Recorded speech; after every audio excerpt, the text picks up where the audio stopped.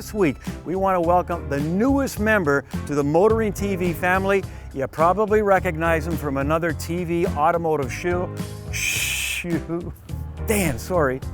Zack Spencer, welcome to Motoring TV, man. I only came because I love the shirts. Now, as most of you know, Zack Spencer is the newest member to the Motoring TV team.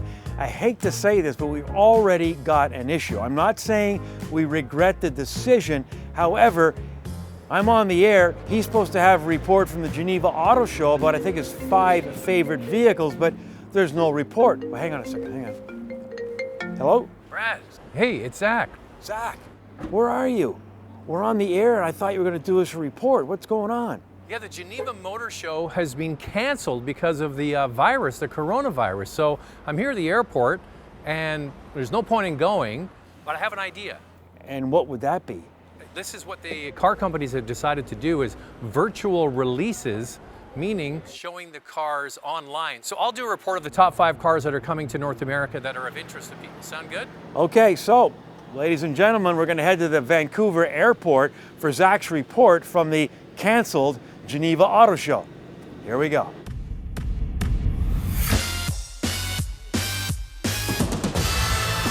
The much-loved Volkswagen Golf GTI was shown for the first time virtually. Based on the same platform as the current GTI, the new Mark 8 version gets a nice bump in power from the current 228 horsepower to 241 horsepower and a healthy 273 pound-feet of torque. The good news is this car is still available with a manual transmission or 7-speed dual clutch. The GTI is the first Golf to feature the integrated driving lights into the lower grille, and red accents are featured on the top edge of the headlamp surrounds. The inside features the new Mark 8 interior with more screens, less buttons, and no volume knob. The infotainment screen is now 10 inches. Plaid seats remain, and the basic GTI formula remains intact. The new Volkswagen Golf GTI will arrive in Canada in the summer of 2021. Next up, BMW showed the i4 Gran Coupe concept, scheduled to go into production in 2021. This is the first real full-electric contender from BMW after a lack of follow-up from the initial i3 and i8 cars. This i4 features the new BMW front design that is rather polarizing. The rest of the car is handsome, with an interior featuring a massive digital readout, open panoramic roof, and seating for 5 passengers. Basically, a full electric 3 Series replacement. With over 434 kilometers of electric range from an 80 kilowatt-hour battery and 530 horsepower, this first look at BMW's full electric Tesla fighter has all the right ingredients. I gotta say, doing a virtual auto show is easier. You don't have to fly all the way to Europe, you don't get jet lag, but then again, you miss out on all those airline points. All right, here's another one from Volkswagen. Volkswagen is the biggest brand in Europe, and they had a few vehicles to show. They've been teasing the ID family of vehicles, and we finally get a look at the first vehicle that will be coming to North America. Initially, it was going to be called the ID Buzz. Its official name now is ID4. This full-electric SUV will be arriving in Europe later this year, with production for North America to be built at the Chattanooga, Tennessee plant in 2022. The ID4 has a 200 horsepower motor in the rear and a 150 horsepower motor at the front, with an 83 kilowatt-hour lithium-ion battery. The official range has not been released, but Volkswagen expects the ID4 to be able to travel up to 500 kilometers based on the European testing methods. It has been a long wait for the North American ID vehicle, and it's set to make its North American production-ready debut later this year, probably at the Los Angeles show.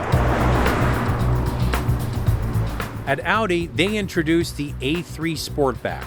The A3 has traditionally been based on the same platform as the Volkswagen Golf, and it makes sense that these two products would arrive close to each other.